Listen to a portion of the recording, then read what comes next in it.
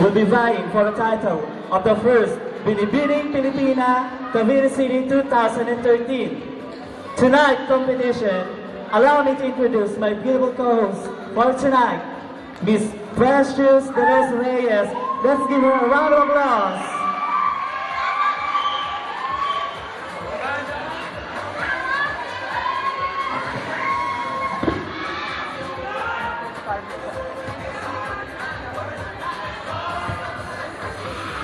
Thank you, girls. We now go backstage.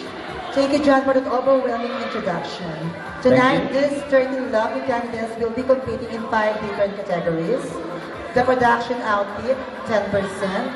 The casual wear, 10%. Tropical wear, 10%. The evening gown, 10%. And the question and answer portion given by the candidate themselves, 10%. For a total of 50%. The 5 different categories will be added and the top candidates will be proceeding to the final question and answer portion. But before we proceed to the casual wear, let us introduce our panel of judges. Our judge number 1 is retired United States Air Force, 20 years, from Dallas, Texas, Mr. David Hill. Yes, sir.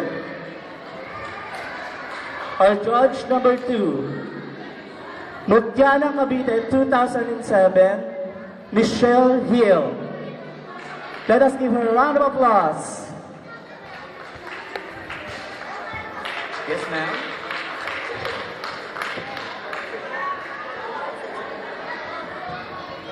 And our judge number 3, Barangay Captain of Barangay 62M, Madam Cora Salud.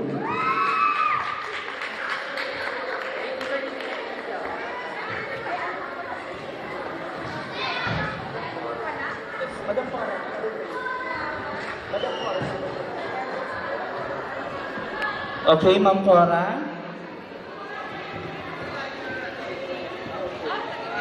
Yes, palapakan ko namin.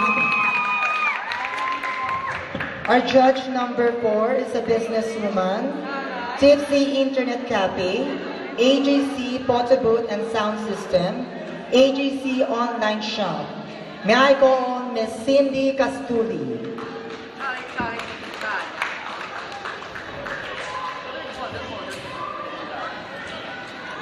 And our judge number 5, Cavite Children, second runner-up, Mr. and Miss Teen Cavite, second runner-up, and Fiesta Island Festival Grand Champion, Miss Claire Jane A. Taunan. Let's give her a round of applause.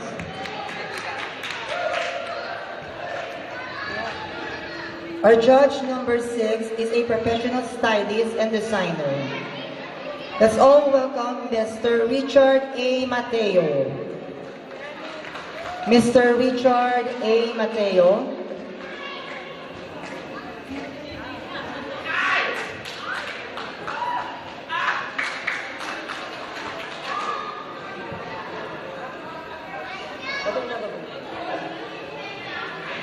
And our judge number 7, he is a wedding planner and event stylist. The man who can make events impossible to be possible. Ladies and gentlemen, please welcome our very own, the eventologist of the South, Mr. Chris Bautista.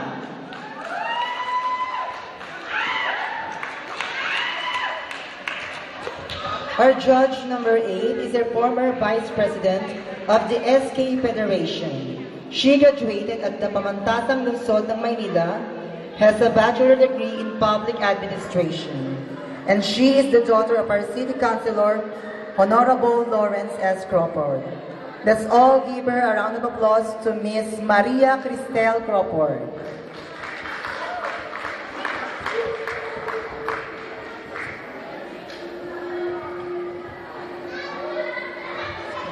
And our judge number 9, a graduate of computer secretarial, major in accounting, working in Japan before entertainer, and went in so many countries, and soon living in Belgium.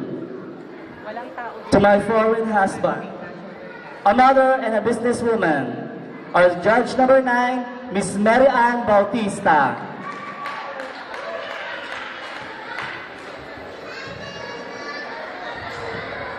Our judge number 10 is a businessman, former talent manager, a designer, a father of 4 children, namely Liana, Leonardo III, Liana, and True Iana Pami, a PTA Federation president. Let's all give him a warm applause to Mr. Bong Pami.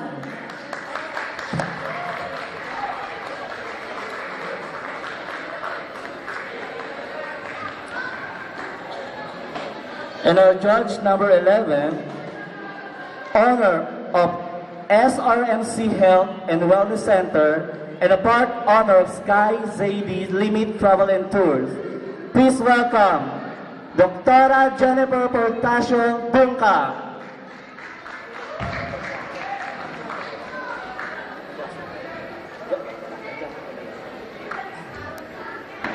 Our judge number 12 is graduated from Mayorga Central School 2008 at Mayorga National High School, and also graduated at Leyte Normal Marikina City.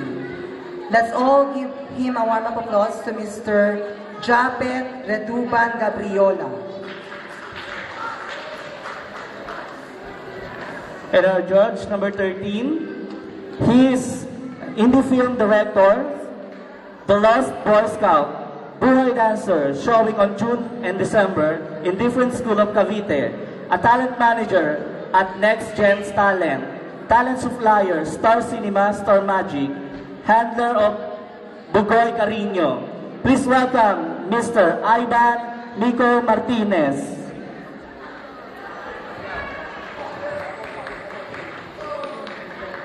And our last judge is a college graduate of San Sebastian Cultural Galetos, former supervisor of PCN Promo Pro.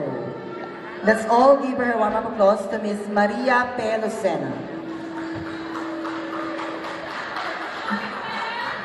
And that includes our panel of judges. And now, let us have our intermission number, coming from Angelo Aquino,